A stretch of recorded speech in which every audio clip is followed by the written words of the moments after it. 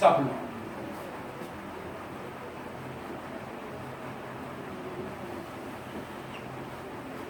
कृष्णामूर्ति पद्धति,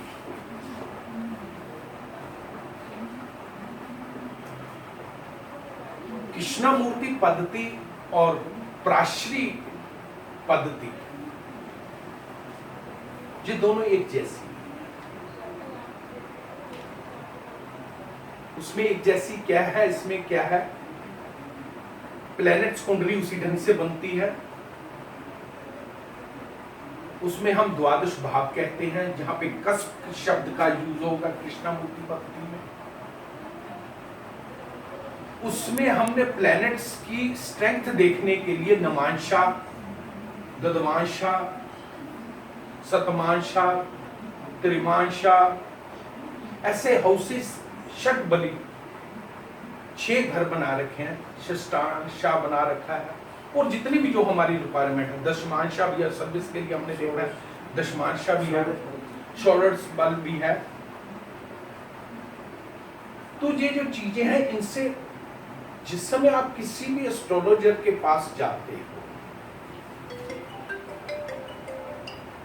तो वो चीज 10-12 कुंडलियां नहीं देखता, वो एक ही लगन की कुंडली देखता, तो उस वहां से रिजल्ट्स कहना शुरू कर देता है कि तेरे साथ ये प्रॉब्लम, जबकि शायद उनका ज्ञान इतना हो कि वो एक ही कुंडली से कर ले। मगर पराश्री में ऐसा कुछ नहीं है, उसमें आपको प्लैनेट्स की पूरी स्ट्रेंथ देखनी पड़ेगी, हाउस की स्ट्रेंथ पूरी देखनी पड़ेगी, तब ही प्रेडिक्शन आप कर सकते हो, नहीं तो तीर तुक्का है।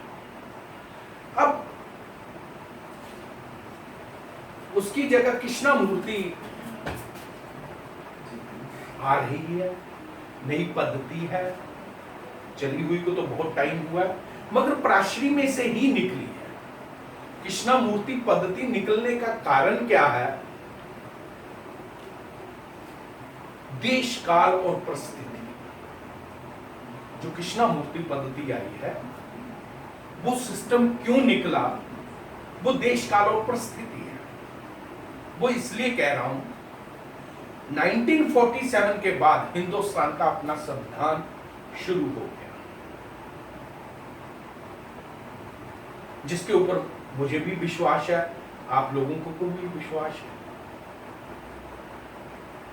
ये तो मेरा देश, जिस देश में मैं रहता हूं, पहले उससे पहले क्या था, लोग शास्त्रों के ऊपर डिपेंड थे कि ये हमारे शास्त्र कहते हैं, उनकी दिनचर्या क्या है। जिस समय संविधान आ गया तो कई तरह के प्रश्न उठ गए कि मंदिरों में उसको जाना चाहिए या नहीं जाना चाहिए, ऐसे 50 तरह की बातें। यदि संविधान में लिखा तो वो मुझे मान्य है, क्योंकि मैं उसके ऊपर विश्वास करता हूं। वो देश, काल, समय, शास्त्र के ऊपर, जो शास्त्र हैं हमारे, वो सतयुग, द्वापर, त्रेता, अब कलयुग चल रहा है। काल, समय, कलयुग शुरू हो चुका है। तो उस समय लोग अपने शास्त्रों के ऊपर पूरा विश्वास करते थे, उनको ज्ञान था। अब कलयुग में आके इन शास्त्रों का ज्ञान लुप्त होने लगा है। यदि किसी को ज्ञान है तो वो मैन मेड है। अपने थॉट्स भी उस शास्त्र में उन्होंने घुसोए रखे हैं जहां पे उनको इंटरेस्ट है। शास्त्र तो ठीक कहते हैं, मगर यदि वो शास्त्र कुछ लोगों के पास कैसे हैं, क्योंकि हम लोगों को संस्कृत नहीं आती है। संस्कृत का नहीं आना हमारी सबसे बड़ी कमजोरी। हम अपने शास्त्रों को नहीं समझ सकते। यदि ABCDE जिन्होंने लोगों ने PhD करती है, उनकी शास्त्र संस्कृत के ऊपर पूरा पकड़ है, मगर कितनी पकड़ होगी? 70-80% लोगों ने डॉक्टरेट ही कर रखी है उसमें। जिस समय वो शास्त्रों को पढ़ते हैं और उनको ट्रांसलेट करते हैं, तो उनके अपने थॉट्स भी बीच में आ जाते हैं, क्योंकि वो भी काल के अनुसार चलते हैं। मैंने पहले कहा देश, काल और परिस्थिति, समय के वो भी, आजकल पैसा चाहिए, वो भी बीच में अपने थॉट्स डाल देते हैं। जिस समय व्यक्ति ने अपने बीच में थॉट्स डाल दिए तो उसका अर्थ का अनर्थ हो गया। इसलिए हमें प्राश्वी जो है कम समझ में आ रही है, जबकि इसमें रजस बहुत बढ़िया है। अब काल के अनुसार, परिस्थिति के अनुसार परिस्थितियां ऐसे बन गई। गुरु जी कृष्णामूर्ति पद्धति, उन्होंने एक अपने नक्षत्र वही बेस उन्होंने उठाया, नक्षत्र भी वही उठाए, उन्होंने एक नई आल्ट्रेशन कर दी। उनको जो हम नवांश में 9 हिस्सों में बांटते थे, उनका उन्होंने सब लॉर्ड दशा के अनुसार कर दिया, जिसे हम सब लॉर्ड में बदल दिया। जबकि एक नक्षत्र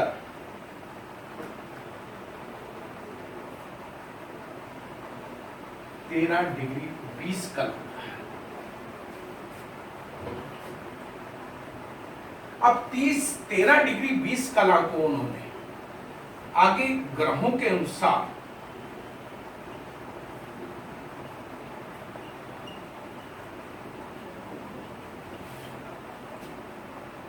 डिग्री में बांट दिया। जो सब लॉर्ड मैंने आपको बता रखे हैं कि किस ढंग से बन गए। सो जिस समय हम किसी कुंडली को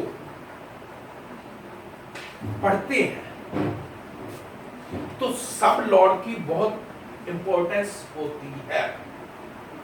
जैसे पहले राशि होती है, ये 30 डिग्री की है। राशि हमारी कितनी है? नक्षत्र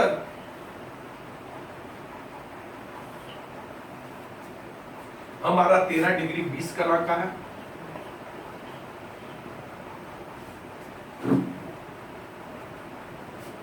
फिर इंग्लिश में उसे सब लॉर्ड कहते हैं, SL कह देते हैं, और हिंदी में उसे उप नक्षत्र कहते हैं।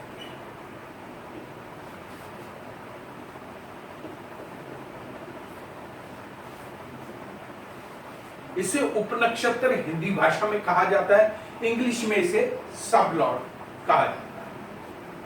ठीक है,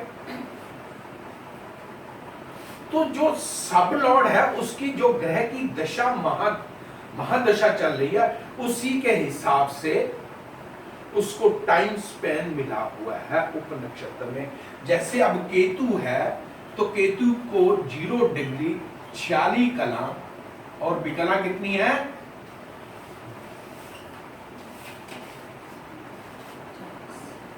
40 विकला, इतनी है लिखी हुई है। सो ये भी आपने प्राश्री में पढ़ा है, जो हमारी 1 डिग्री है वो 4 मिनट की है।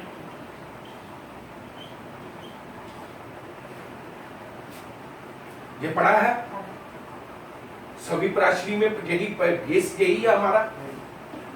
और एक कला जो है हमारी 4 सेकंड की है।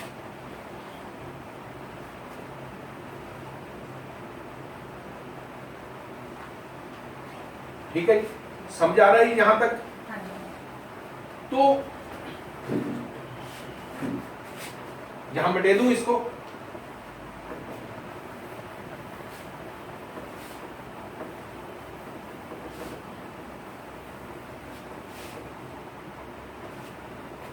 तो हमारा नक्षत्र हो गया, राशि हो गई, नक्षत्र हो गया और उप नक्षत्र हो गया। राशि हमारी 30 डिग्री की है, नक्षत्र हमारा 13 डिग्री 20 कला का है।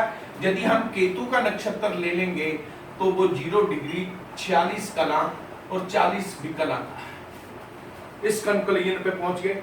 अब इसे हमने यदि मिनटों में कन्वर्ट करना है या घंटों में कन्वर्ट करना है, जिसको डिग्री है 1 डिग्री 4 मिनट्स के बराबर होती है, 120 मिनट्स। और इसे आप कितने कह सकते हैं? 2 आवर्स कह सकते हैं जी। और यदि हम इसको यदि 4 मिनट से इसको 4 सेकंड से बात करें, 52 सेकंड और 80 हो गए नहीं। अब इसको यदि 80 को यदि हम इसके मिनट बनाए तो 1 मिनट बन गया 53 मिनट और 20 सेकंड का हमारा नक्षत्र। यदि हम उपनक्षत्र को लें तो 4 कला 4 सेकंड के साथ हो गया। इसको मल्टीप्लाई 4 छिका 24 2 4 छिके 16 तो 2 1 4 छिका 24 18 सेकंड। समझ आ गया? क्योंकि पहले जो सर्टिफाइड हो चुका 1 degree is equal to 4 minute, तो 1 कला इज इक्वल टू 4 सेकंड। ये पहले हमने सीखा हुआ है, ठीक है। अब यदि आप इसको 184 बने तो इसको मिनट्स में कन्वर्ट करिए।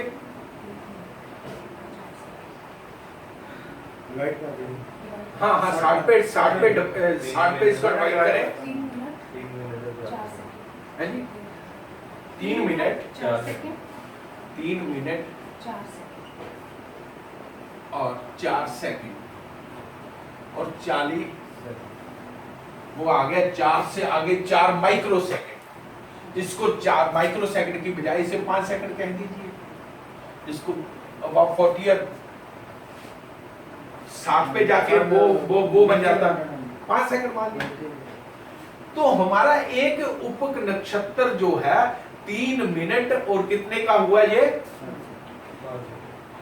5 सेकंड का। तो एक्यूरेसी हमारी 2 आवर्स में होगी या 53 मिनट्स 20 सेकंड में होगी या 3 मिनट्स 5 सेकंड में। एक्यूरेसी कहां पे होगी? इसलिए हम उप नक्षत्र को अधिकतर लेते हैं क्योंकि ये 3 मिनट 5 सेकंड है। अब शुक्र का जो नक्षत्र वो ज्यादा आवर्स का होगा, उसका 20 साल की वो है 20 ईयर है। ये 7 साल की। सूरज का 40 कला है 160 सेकंड बन गए उसके, वो 2 मिनट समथिंग का वो रह जाएगा 20 क्या रह जाएगा। तो एक्यूरेसी वहां पे आ जाएगी। इसलिए कृष्णमूर्ति ने इसमें सब लॉर्ड को प्रेफरेंस ज्यादा दिया एक्यूरेसी के हिसाब से। उसमें टाइम की कैलकुलेशन किस ढंग से करनी है ये मेथड आपने सीख रखा। अब उस मेथड को आगे कंटिन्यू करते हुए मैं ये बता रहा हूं आपको।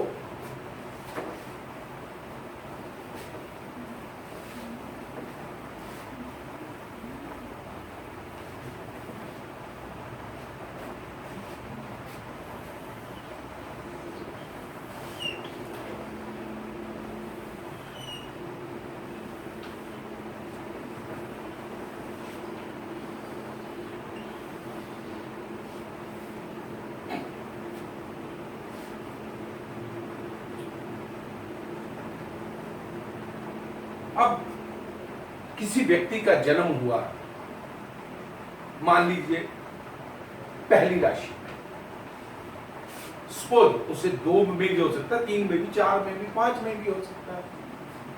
मगर मान लीजिए पहली राशि, क्योंकि हम स्टार्ट कर रहे हैं इसलिए पहली राशि कोई कंडीशन नहीं है। तो 1 2 3 4 5 6 7 8 9 10 11 12।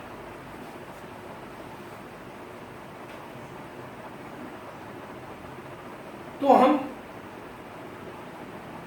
राष्ट्रीय एस्ट्रोलॉजी में इन घरों की डिग्री निकालते हैं, लगन हमारा निकलता है। सपोज करें जहां पे उस समय 11 डिग्री लिखा हुआ है, व्यक्ति का जन्म 11 डिग्री पे हुआ है, पहली राशि 11 डिग्री पे उसका जन्म हुआ, 4th हाउस हमारा जो 7th हाउस भी 11 डिग्री का, ये तो मालूम है ना हाउस निकालने का। फिर हम 10th हाउस की डिग्री निकालते हैं, जो भी है वो कैलकुलेशन पोर्शन है।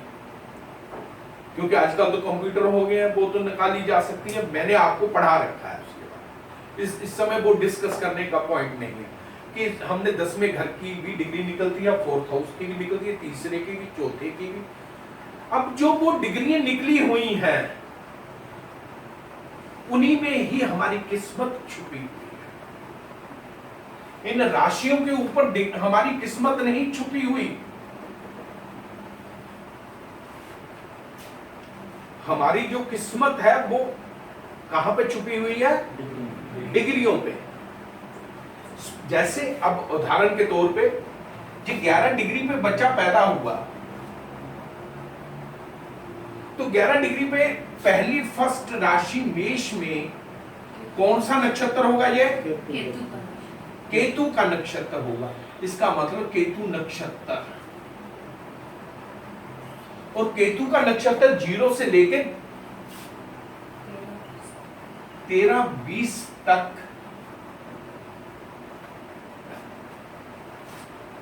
समझा गया जी? 13 डिग्री 20 कला तक। अब बच्चा को 13 डिग्री 20 कला तक इसमें केतु का नक्षत्र है, और उसमें एक बच्चा पैदा होता है वो 11 डिग्री के ऊपर, जहां पे हजारों बच्चे पैदा हुए होंगे, मुझे उससे मतलब नहीं। अब 11 डिग्री में जो बच्चा पैदा हुआ है, अब लाखों बच्चे भी पैदा हो जाए तो उनकी अलग अलग डिग्री होगी कि नहीं होगी? इस चीज को तो मानना पड़ेगा। जिस समय गिनने लगोगे तो भाई साहब 1 पैसे का भी हिसाब किताब होता है। यदि नहीं माना तो 1 नंबर हाउस है। फिर कहिए मेरी जेब में है 1000 इतने मोटे पैसे हैं, बस लगभग 10,000, फिर लगभग होगा। प्रेडिक्शन इस पे नहीं होगी। प्रेडिक्शन कहां पे होगी? कैलकुलेशन पोर्शन के ऊपर होगी। तो 11 डिग्री के ऊपर जो केतु का नक्षत्र हो गया, मैं सिंबल बना रहा हूं केतु का, जानते हो आप केतु का ये सिंबल है।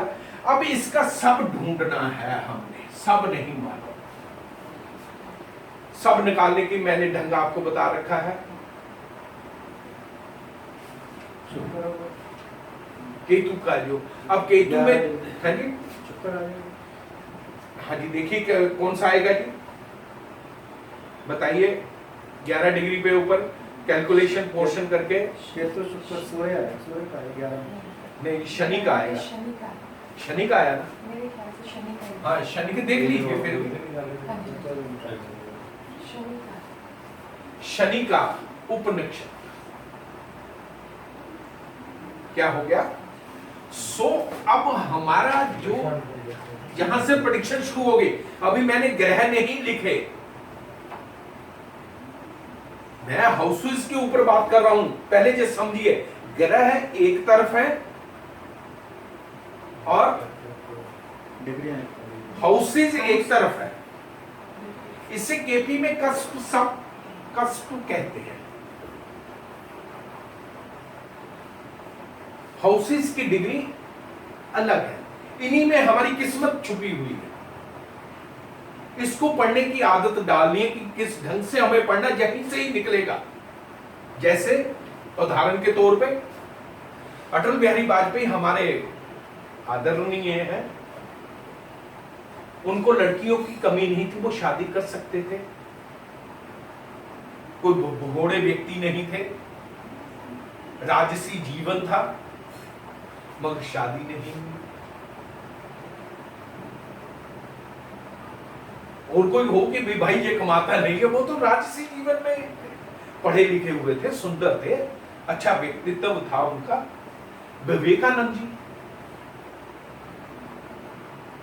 विवेकानंद जी की भी शादी नहीं हो सके, वर्ल्ड फेमस व्यक्ति हुए हैं। आज की युवा जो पीढ़ी है उनको पूछती है, यही चलता है ना। विवेकानंद जी को तो मानते हैं ना लोग।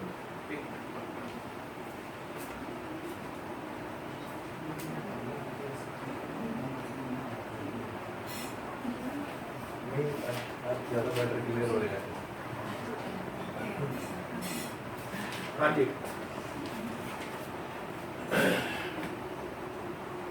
तो व्यक्ति का अब हमारे पास क्या है? केतु मंगल राशि का स्वामी है। केतु नक्षत्र है और शनि हमारा क्या हो गया, उपनक्षत्र। पहले घर से हम क्या देखते हैं व्यक्ति की, overall development, structure, body structure,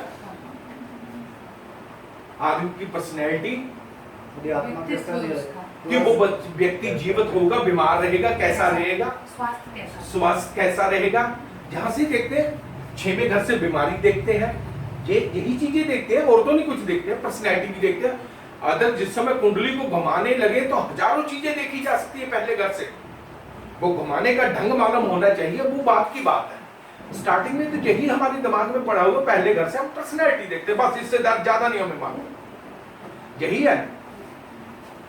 तो पहले घर का यदि मंगल 8वें या 6वें घर में बैठा हुआ है, पराश्री में आम जो प्रैक्टिस चल रही है कि लोग बहुत विद्वान हैं, वो हो सकता है, हाँ जी आपका 6वें घर से संबंध बन गया, बच्चा बीमार होगा जी, बच्चा तो झूठे की तरह है, बोलता बच्चा तो मेरा पहलवान नहीं कर रहा, बीमार है ही नहीं है, नहीं जी अब नहीं हुआ तो आने वाले 6 सालों में बीमार हो जाएगा। बोलता यार 6 साल के बाद फिर वो आया वापस, बोला जी बच्चा मेरा बिल्कुल ठीक है, बोलता नहीं जी अभी टाइम आने वाला जब वो 60 सती जाएगी, फिर राहु बचा रहा है इसको, उसकी दृष्टि पड़ गई, इसलिए नवांश में सही हो गया जी, सतमांश में डाउन हो गया। एस्ट्रोलॉजी 50 तरह की बहानेबाजी घड़नी शुरू कर देते हैं। राहु केतु शनि 3 ग्रह पकड़ रखे हैं इन्होंने, राकेश कहते हैं, रा फॉर राहु, के फॉर केतु, श फॉर शनि। राकेश के ऊपर इन्होंने सारा ब्लेम एस्ट्रोलॉजर ने, उनमें मैं भी एस्ट्रोलॉजर हूं, ये नहीं कहता मैं किसी के ऊपर ब्लेम नहीं कर रहा हूं, आमतौर पे जो प्रैक्टिस लोग बातें करते हैं, तो राकेश के ऊपर उन्होंने ब्लेम डाल देना कि आपका राहु खराब है, आपका केतु खराब है, आपका शनि। इनकी एक बरादरी बना रखी है, ये मैलेफिक है, ये बेनिफिक है। मैलेफिक में बेचारा बुध भी डाल दिया इन्होंने, शुक्र इनका गुरु है जी, बोले सूरज बृहस्पति मंगल बढ़िया है बस, और सारे ग्रह। बाजी लोगों को शनि और राहु और केतु में भी बहुत अच्छे अच्छे रिजल्ट्स मिलते हैं। राहु की महादशा चल रही है, पराश्री में आप लोगों की धारणा यह है कि इसमें बच्चा नहीं पढ़ता है, जहां पे आईएएस ऑफिसर हैं जिनकी राहु की दशा में वो आईएएस ऑफिसर बने हैं। यदि आप कृष्णामूर्ति पद्धति के हिसाब से देखेंगे, यानी कहते हैं पराश्री में नहीं देखा जा सकता, पराश्री में नमाशा ही लोगों को नहीं देखना आता। नमाशे में भी जाके कहते हैं जहां पे बृहस्पति, अब वहां पे जबकि नमाशे में दृष्टि नहीं देखी जाती, पर लोग करते हैं। ये मैं अपने आप को इंटेलिजेंट नहीं बता रहा हूं, लोगों की प्रैक्टिकल बात। मेरा मेन मकसद है आप लोगों को समझाना, मुझे किसी का क्रिटिसिज्म नहीं करना, सभी विद्वान लोग हैं, मैं सब सीख रहा हूं उनसे, वो विद्वान है, मगर ऐसा होता है जब सच होता तो उसको झूठ भी नहीं कहा जा सकता। तो मंगल जहां पे बैठा व्यक्ति ठीक है, फिर उठा, नक्षत्र नहीं निकालने आते, नहीं मालूम पहले घर में कितने नक्षत्र होते हैं, अश्विनी नक्षत्र होगा, भरणी होगा, नाम ही नहीं मालूम, कृतिका होगा, कृतिका का कौन सा पदा होगा, ये कौन सा पदा होगा जी, एक पदा होगा। जिस समय की कैलकुलेशन होगी तो जो घरों को जिस समय आप डिग्री के हिसाब से नापोगे, जिस समय आपका एक्सपीरियंस बढ़ेगा, फिर आपको पता चलेगा एक डिग्री और कला में क्या फर्क है, एक कला के हिसाब से कितना फर्क पड़ गया। एक कला जैसे ही चेंज हुआ, उसका सब लॉर्ड चेंज हुआ, और वो अष्टम स्थान के था, बच्चे ने जन्म लिया और मर गया, उससे पहला जो 10 मिनट पहले बच्चा पैदा हुआ वो जीता है। समझाया? अब एक कला का पता उस समय चलता है जिस समय किसी की डेथ या किसी का एक्सीडेंट हुआ। नहीं तो कह रहे बोले पहली राशि में हुआ, फिर कहते उसकी दृष्टि नहीं पड़ी, और तुम्हारे बेटा है ना जी पहला, उसकी वजह से ये हुआ, इसका बाप तब मरा तो मरा क्योंकि आपका बेटा है, उसके ग्रह ठीक नहीं थे। भाई जो व्यक्ति अपने ग्रहों से नहीं बच सका, तो एक बेचारा बेटा है तो बेटे की वजह से बाप मर गया क्या? बोला अब इसका पाठ होगा जी 50,000 का, क्या नहीं है, मेरे हिसाब से नहीं है, शायद वो सही हूं, तो उसके लिए केतु, अब वो कितने का केतु है? 13 डिग्री 20 कलर का, ठीक है। अब केतु का जो पोर्शन है वो 11 डिग्री निकल चुका है। 11 डिग्री पे जन्म हुआ ना, 11 डिग्री निकल चुका है। अब मुझे 13 डिग्री 20 कलर के बाद क्या है, पिन पॉइंट कहां पे करना है? 11 से ले 11 डिग्री के ऊपर पिन पॉइंट करना है। जिस समय, उस समय मैंने घंटे की जो सुई है वो 11 के ऊपर है। अब उसकी बड़ी वाली सुई कहां पे देखनी है? सब लॉर्ड किसके ऊपर बैठा हुआ है? सब लॉर्ड जो है, जिसे CSL कहते हैं, कस्प सब लॉर्ड, वो शनि है। मुझे अब शनि की पोजीशन सेकंड पे देखा, that is the accuracy. Shani यदि जहां पे बैठा है तो जहां से कितना है? 1 2 3 4 5 6 7 8 9। अब जहां पे 9 पे बैठा, 9 भाग्यपति होगा, बच्चा भाग्यपति होगा भाई। ये कहते हैं तू भाग्य, मैंने अपनी तरफ से नहीं, मैं किसी शास्त्र को कोड नहीं कर रहा हूं, जो प्राश्री में पढ़ा है उसको ही बता रहा हूं। CSL की इतनी इंपॉर्टेंस है। हाँ जी डॉक्टर साहब, समझ आया ना कि जो CSL है वही हमारी किस्मत है, कि ये व्यक्ति भाग्यवान होगा। यदि उसका कनेक्शन 9 के साथ बन गया तो व्यक्ति भाग्यवान ही होगा। मुझे कहते हुए कि मैं हेजिटेट नहीं करूंगा, तो एकदम ही बोल दूंगा कि हाँ भाग्य व्यक्ति वो होगा, क्योंकि शनि जहां पे पड़ा। समझ आ गए? तो अब और मोटा मोटा देखना है तो इसका केतु देख लीजिए। केतु नक्षत्र है, केतु कहां पे बैठा है? जहां पे बैठा सपोज करो,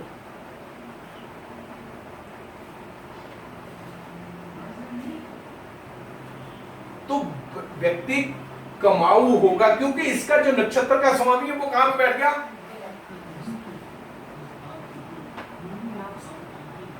दो पॉजिटिव पॉइंट मिल गए। तो अब मैं ये कंफर्म हूं कि बच्चा कमाएगा भी। और इसका स्वामी कौन है? केतु।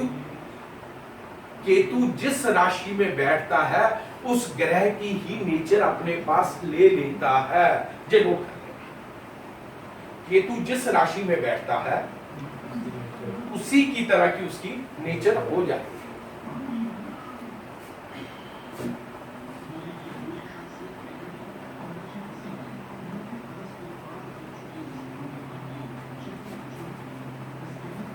सो केतु किसकी राशि में बैठा हुआ है? और शनि कहां पे बैठा हुआ है? तो व्यक्ति क्या हो गया? अब मुझे कंफर्म्ड हो गया, मेरे सामने मेरा जो कस्टमर बैठा हुआ है, मैं कहूंगा 100% छातित होकर कहूंगा बच्चा क्या होगा? किस्मत वाला। अब इसकी राशि ले लीजिए,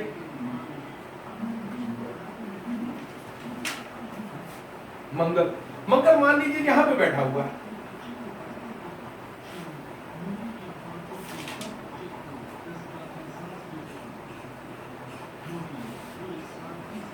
कृष्णा मूर्ति में एक स्टेप और नोट कर लीजिए जो मैं बताना भूल गया। कोई भी ग्रह अपने से 12वें घर में बैठा हो वो नेगेटिव आंसर देता है। वो यदि अपने से दूसरे घर में बैठा हो, ये मेरा रूल नहीं है कि अभी मुझे जो प्रश्न आया तो मैंने अभी आपको बताना शुरू किया, ये रूल है। कोई भी कृष्णा मूर्ति पद्धति का व्यक्ति होगा वो समझेगा इसको। यदि वो अपने से दूसरे घर में बैठा हो तो फायदा करता है। तो क्या हुआ? कृष्ण जहां पे इसकी राशि कहां पे बैठ गई? अपने से दूसरे घर में, अपने दूसरे घर में चले गई। अब दूसरा घर को शुक्र का ये बाद में हमने देखना है। मैंने तो उसका सब लॉर्ड देख रहा हूं, मुझे नहीं मालूम शुक्र कहां पे बैठा है, शनि कहां पे बैठा है। मैंने तो आपको ये एग्जांपल उदाहरण के तौर पे बता रहा हूं कि समझ आना चाहिए। यदि एक चीज समझ आ गई तो 10 चीजें अपने आप समझ आ जाएगी। तो मंगल जहां पे बैठा है तो इसका मतलब मंगल भी बढ़िया है, केतु भी बढ़िया है, शनि भी बढ़िया है। अभी दृष्टियां वृष्टियां बाद में देखी जाएगी और मैं कहूंगा कि व्यक्ति बच्चा ठीक रहेगा, अल्प आयु नहीं होगी। अल्प आयु कहां पे होती? 40-50 साल। आजकल के जमाने में 50 से ऊपर जो है अल्प आयु नहीं कहा जाता। शास्त्रों में तो 75 साल से पहले अल्प आयु कहा जाता है। अब शास्त्र तो जहां पे लागू नहीं होते, क्योंकि जहां पे संविधान लागू होता है। क्योंकि बार बार तर्कशील वाले कहते हैं कि आपके शास्त्रों में जो लिखा हुआ है उसका रिजल्ट नहीं मिल रहा, साथ में संविधान को भी लाके खड़े कर देते हैं, इसकी धारा नंबर इतने के अनुसार एस्ट्रोलॉजर ठग है, फिर संविधान को कोड कर देते हैं। यदि आप संवैधानिक तौर पे चलना, शास्त्र के जो संविधान बना रखे हैं, और यदि आप उसमें चलोगे तो 100% आपको रिजल्ट सब शास्त्रों वाला ही मिलेगा। जिस समय संविधान और शास्त्र दो चीजें मिक्स कर देते हैं तो डबल रिजल्ट मिलेंगे। ये तर्कशील वालों को जवाब है मेरा, लोग कोड करते हैं। ठीक है, अब जो खत्म हो गया CSL का, समझ आ गया फंडा। अब आगे चलो, तो हम CSL